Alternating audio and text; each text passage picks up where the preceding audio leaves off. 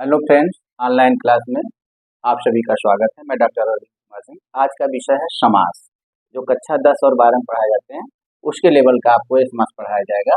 इस समास में प्रथम समास जो है वह है अव्ययी भाव। कौन सा? अव्ययी भाव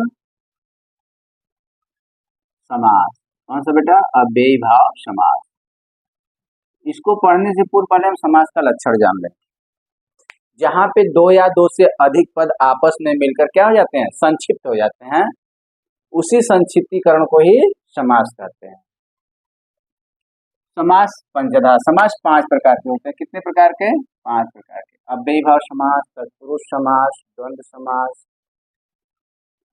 बहुब्रीहि समास और केवल समास। अव्ययी समास, अव्ययी भाव समास ऐसा समास जिसमें पूर्व पद की प्रधानता हो उसे अव्ययी भाव समास।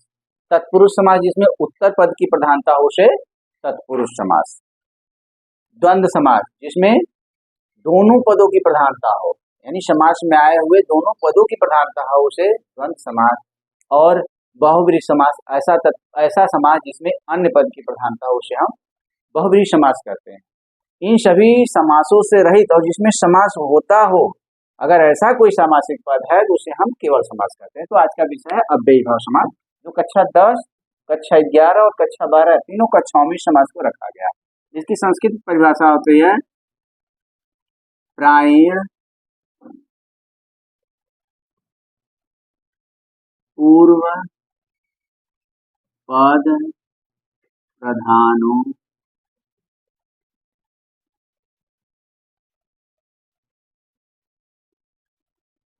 अव्ययी भाव। क्या? अव्ययी भाव। प्रायण पूर्व पद प्रधानो अव्ययी भाव। एक आध कभी कभी यहाँ पे भी मिलता है कि प्रायण पूर्व पदार्थ प्रधानो अव्ययी भाव, तो वही अर्थ होता है। ऐसा समास जिसमें प्रायः पूर्व पद की प्रधानता होती है उसे हम अव्ययी भाव समास कहते हैं। अभी पूर्व पद प्रायः इसलिए जोड़ दिया था, कहीं कहीं पूर्व पद की प्रधानता नहीं होती है तो भी अव्ययी भाव समास होता है। अतः कहीं कहीं पूर्व पद की प्रधानता होते हुए भी अन्य समास हो जाता है, इसलिए प्रायण पद रखा जाता है। तो ऐसा समास जिसमें पूर्व पद की प्रधानता हो उसे हम अव्ययी भाव समास कहते हैं। और यह जो समास होता है कुछ विशेष अर्थों में होता है। किसमें होता है? अव्ययी भाव समास में प्रथम पद क्या होगा? इसमें प्रथम पद होगा अव्यय। क्या होगा बेटा? अव्यय। और द्वितीय पद क्या होगा? संज्ञा। और जब ये दोनों मिलकर सामासिक बने तो अव्यय की तरह कार्य करेंगे। क्या हो जाए? नपुंसक लिंग में जो पद निष्पन्न होगा वह किस लिंग में होगा? नपुंसक लिंग में। और एक वचनांत होगा। किस वचन में होगा? एक वचन। क्योंकि अव्यय उसे कहते हैं जो सभी लिंगों, सभी वचनों, सभी व्यक्तियों में जिसके रूप समान होते हैं उसी को हम क्या कहते हैं? अव्यय। न व्यय अव्यय। व्यय का मतलब खर्च होना, इसमें परिवर्तन हो जाए वह अव्यय नहीं कहलाएगा। लेकिन जिसका कभी खर्च न, जिसमें कोई परिवर्तन न, उसी क्या कहते हैं? अव्यय। द्वितीय पद संज्ञा मिलकर दोनों क्या होते हैं? अव्यय की तरह कार्य करते हैं। जैसे अत्र, कुत्र, सर्वत्र, अभितः, परतः, समयानिक्षा, ये सब जो पद है कहीं भी प्रयोग होंगे वह उसी स्वरूप में, चाहे जिस भी विभक्ति में हो, जिसकी वचन हो, जिस लिंग में भी, किसी भी लिंग में, किसी भी विभक्ति में जाए, इनका इसमें कोई परिवर्तन नहीं हो तो वही अव्यय कहलाते हैं। तो प्रथम पद अव्यय। कुछ अब अव्यय कुछ उपसर्ग होते हैं, उनकी भी अव्यय संज्ञा थी, वही उपसर्ग ही अव्यय कहलाते हैं। तो किसी संज्ञा के पूर्व में यदि ऐसा कुछ लगा हुआ है जो कि अव्यय की तरह कार्य कर रहा हो, बाद में संज्ञा हो, जब वो मिल करके समास होंगे तो अव्ययी भाव समास कहलाएंगे। जैसे उप कृष्ण, क्या लिखा गया बेटा? उप कृष्ण।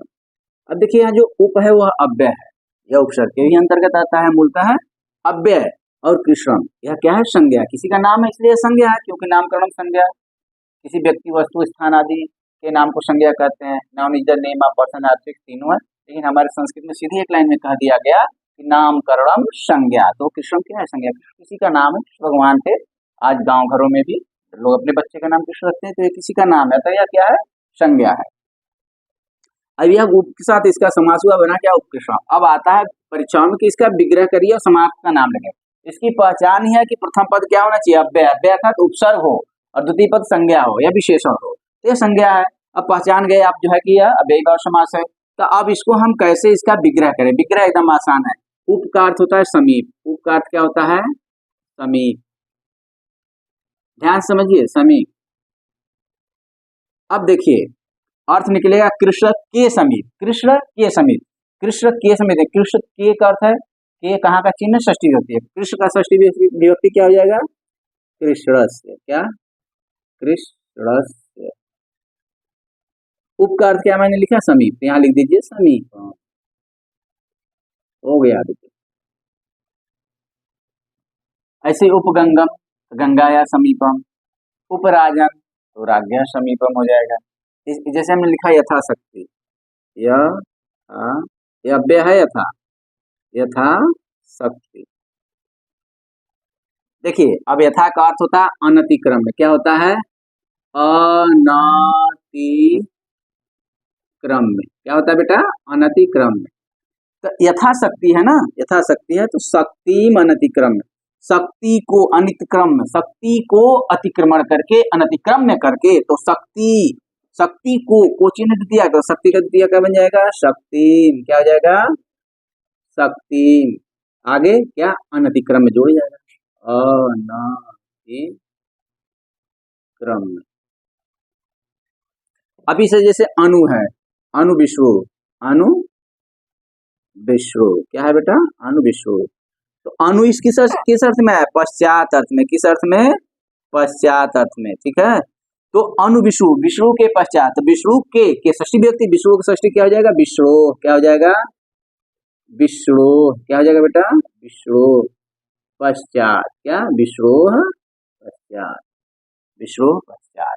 अब जैसे हो गया अति हिमम, अगला उदाहरण देख लीजिए क्या हो जाएगा, अति हिमम, अति हिमम। देखिए अति, यह किस अर्थ में आता है, अत्यय अर्थ में। तो हिमस्य अत्यय, क्या बनेगा, हिमस्य अत्यय, हिमस्य, हिमस्य अत्यय। अब जैसे आ का ले लीजिए, आंग का, तो आकंठम। क्या बेटा, आकंठम। अब इस आ के कारण यह यहाँ पे अव्यय की तरह कार्य कर रहा है, आंग उपसर्ग, आंग का आ है, तो कंठम, कंठ क्या है, एक अपने जो है कि अंग विशेष का नाम है, तो आकंठम, तो कंठ विशेष हो गया था। कंठस्य पर्यंतम, ठीक है, आजीवनम, जीवनस्य पर्यंतम। इस तरह से हमारा यह विभाग समाज आता है। यह 16 अर्थों में आता है, 16 जगहों पे आता है, वह है, उसको आप लर्न कर लीजिए, देख लेंगे। यही मूल इसके बनाने का यह है।